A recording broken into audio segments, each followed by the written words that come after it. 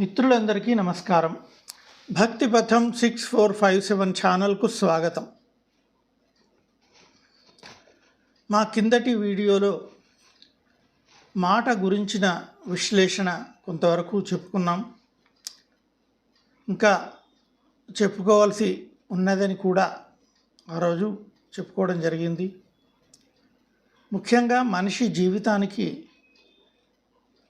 కావలసినటువంటి ముఖ్యమైన 3 అంశాలు మాట, బాట, మూట. మూట అనగానే వేరే అనుకోవాల్సిన అవసరం లేదు. మూట అంటే ధనం అని నా దృష్టిలో అర్థం.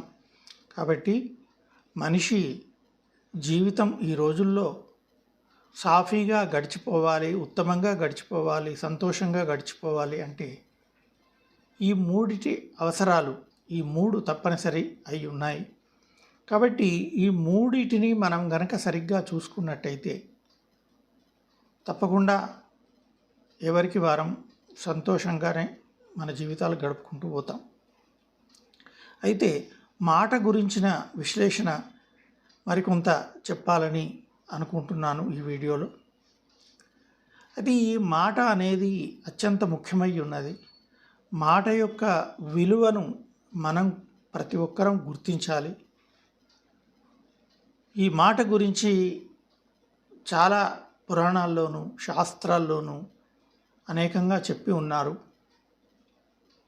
కాబట్టి భగవద్గీతలో కూడా కృష్ణ పరమాత్ముడు అనుద్వేగకరం వాక్యం సత్యం ప్రియహితం చేయత్ స్వాధ్యాయాభ్యసనం చైవ వాంగ్మయం తప ఉచ్యతే అని మాట గురించి చెప్పారు. మాట అనుద్వేగంగా రావాలి, ఉద్వేగంగా రాకూడదు. తర్వాత ప్రియంగా రావాలి, హితమైన మాటలే మాట్లాడాలి. తర్వాత మనుస్మృతిలో కూడా సత్యం బ్రూయాత్ ప్రియం బ్రూయాత్ నబ్రూయాత్ సత్యం అప్రియం ప్రియంచ నానృతం బ్రూయాత్ ఏష ధర్మ సనాతన అని ఈ మనుస్మృతిలో చెప్పారు.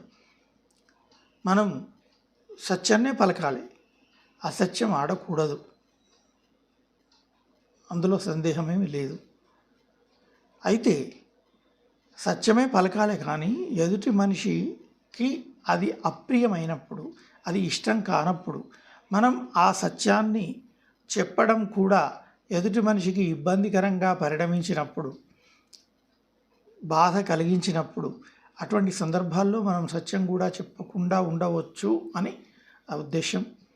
అంటే సందర్భోచితంగా మాట్లాడాలి, సందర్భం చూసి మాట్లాడాలి, ఎలా మాట్లాడాలి, మృదువుగా మాట్లాడాలి, ప్రియంగా మాట్లాడాలి, కోపం తెచ్చుకోకుండా, కోపం రాకుండా, ఎదుటి మనిషి యొక్క స్పందన ఎలా ఉంటుందో ఊహించుకొని సందర్భాన్ని బట్టి మనం మాట్లాడవలసిన రీతిలో మాట్లాడవలసి ఉంటుంది.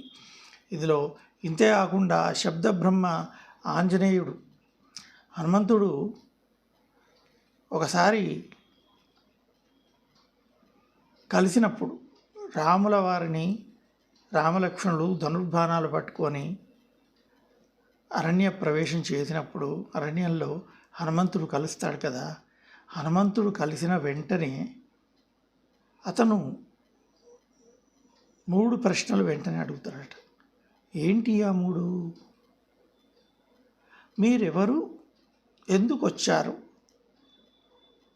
మీరు చూస్తే ఇలా ఇటువంటి వేషంలో ఉన్నారు, ఈ ధనుర్బాణాలు ఇవన్నీ ఏమిటి, అంతే.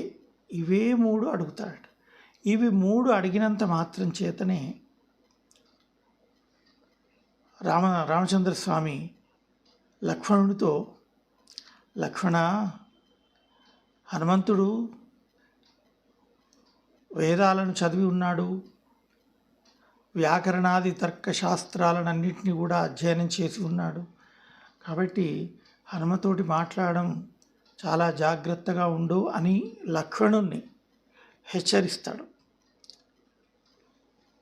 మరి హనుమంతుడిని చూడడం ఏంటి, హనుమంతునిగా 3 ప్రశ్నలకు లక్ష్మణుని హెచ్చరించడం ఏంటి అంటే ఆ 3 మాటలతోటే రామచంద్రుడికి అర్థమైపోయింది. మళ్ళీ ఇంకొక ప్రశ్న రాదు. వారు సమాధానం చెప్పవలసిందే కానీ మనం ఇంకొక ప్రశ్న అడగవలసిన అవసరం రాదు. అట్లా ఇప్పుడు మరి ఆయన అడిగిన 3 ప్రశ్నలకు రామచంద్ర స్వామి సమాధానం చెప్పేస్తారు అంతే. ఇక మళ్ళీ ఏం లేదు అక్కడ, అంతే. మితంగా ఏవి అవసరమో అవి మాత్రమే అక్కడ ప్రస్తావన, ఆ ప్రశ్నలు మాత్రమే అడిగాడనమాట. అడగడం వలన అబ్బా ఇంత గొప్పగా మాట్లాడాడు హనుమంతుడు అని ఆయన శబ్దతత్వం ఆయనకు బాగా హనుమంతునికి తెలుసు. కాబట్టి నువ్వు చాలా జాగ్రత్తగా ఉండు లక్ష్మణ అని తనంతటి వాడైనటువంటి లక్ష్మణుని కూడా హెచ్చరిస్తాడనమాట. కాబట్టి ఈరోజు ఈ మాట గురించినటువంటి విశ్లేషణ, సచనిత్యం ప్రశాంతాత్మ మృదుపూర్వంతు భాషతి, రామచంద్రునికి లక్షణం చెప్పి మృదుపూర్వంతు భాషతి, మృదువుగా మాట్లాడేవాడట. 16 లక్షణాలు ఉన్నాయి రామచంద్రునికి, 16 గుణాలు చెప్పారు కదా. మృదుపూర్వంతు భాషతి పూర్వభాషీశ రాఘవ, ఇలా రామునికి చెప్పారు లక్షణాలు.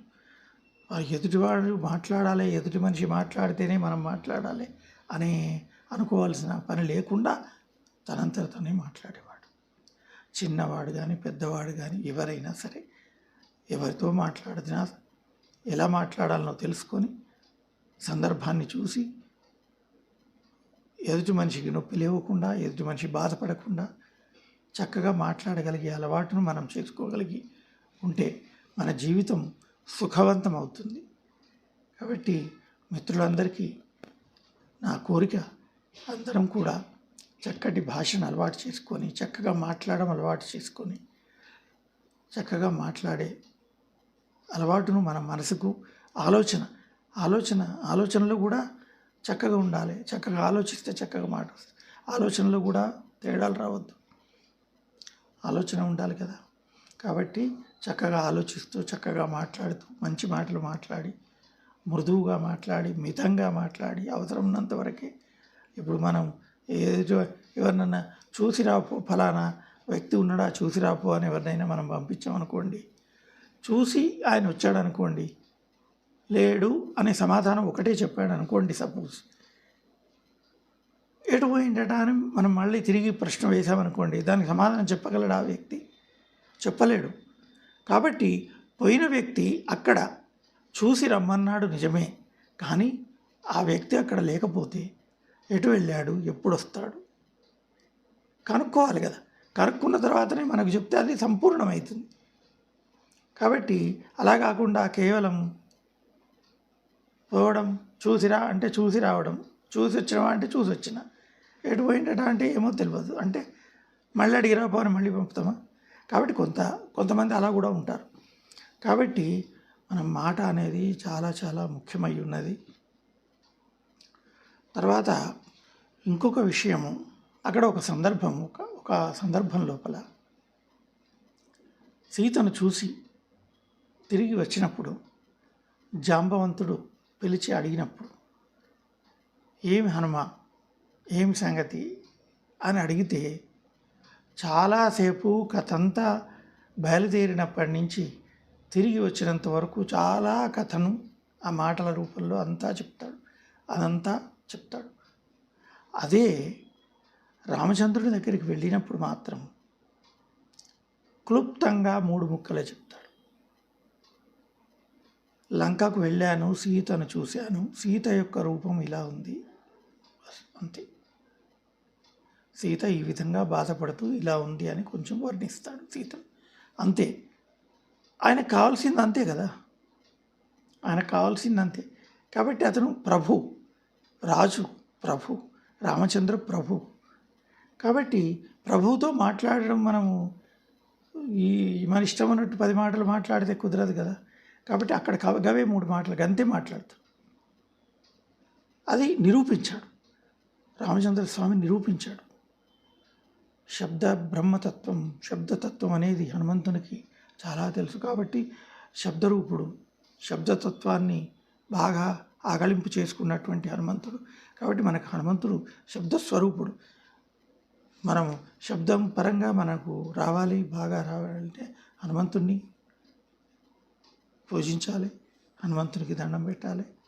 హనుమదోపాసన చేయాలి.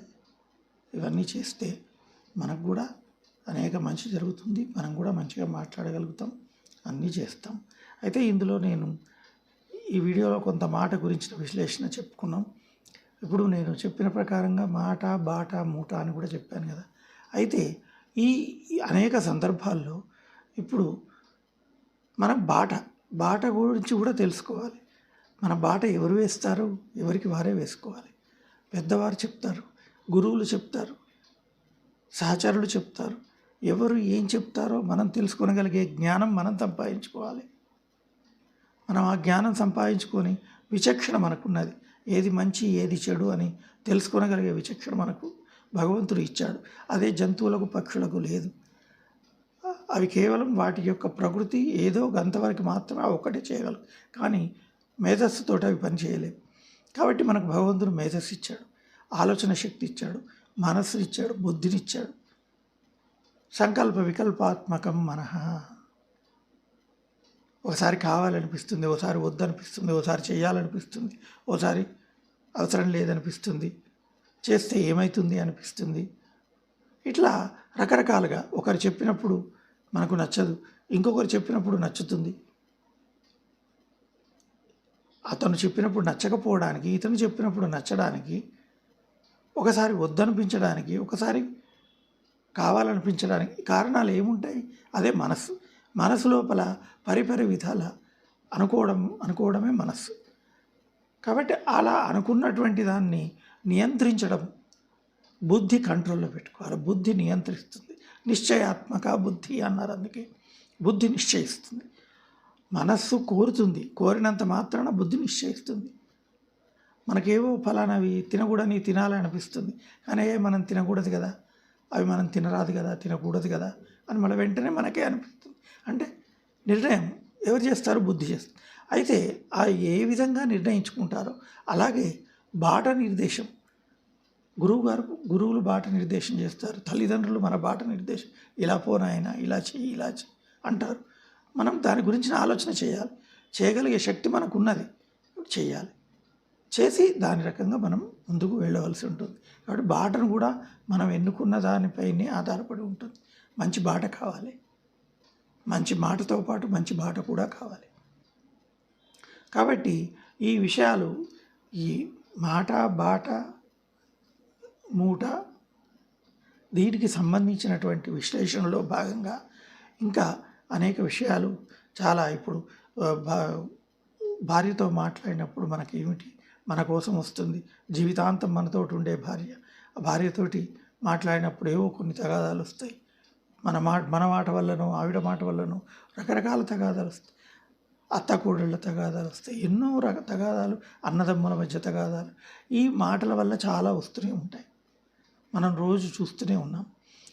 కాబట్టి అసలు తగాదాలు ఎందుకు వస్తున్నాయి, దేనివల్ల వస్తున్నాయి అని తెలుసుకొని వాటిని కనుక మనం నిర్మూలించుకోగలిగితే, వాటిని రూపుమాపదలుచుకున్న మనసు కనుక మనకు ఉన్నట్టయితే, అటువంటి ఆలోచన చేసినట్టయితే, వాటికి సంబంధించిన ప్రయత్నం చేస్తే తప్పకుండా రూపుమాసిపోతాయి.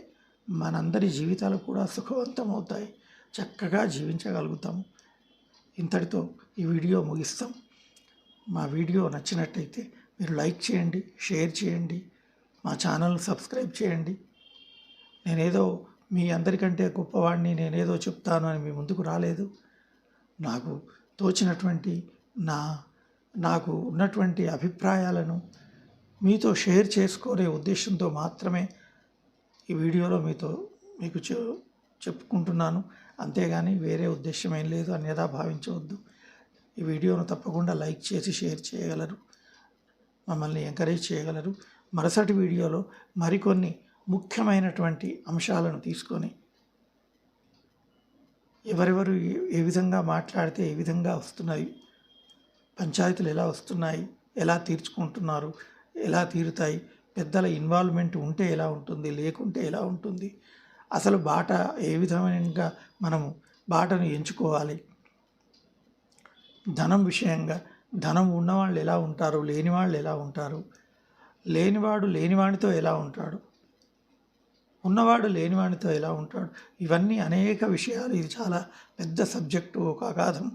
కాబట్టి నా మనసుకు తోచినటువంటివి, నేను పెద్దల నుండి నేర్చుకున్నవి, నా అనుభవంలో తెలుసుకున్నవి, నా అభిప్రాయాలను కొన్నిటిని మీ ముందు వీడియో ద్వారా పెట్టడానికి ప్రయత్నం చేస్తాను.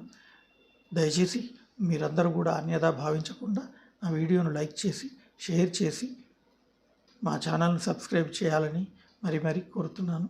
సెలవు. సర్వే జనాః సుఖినో భవంతు.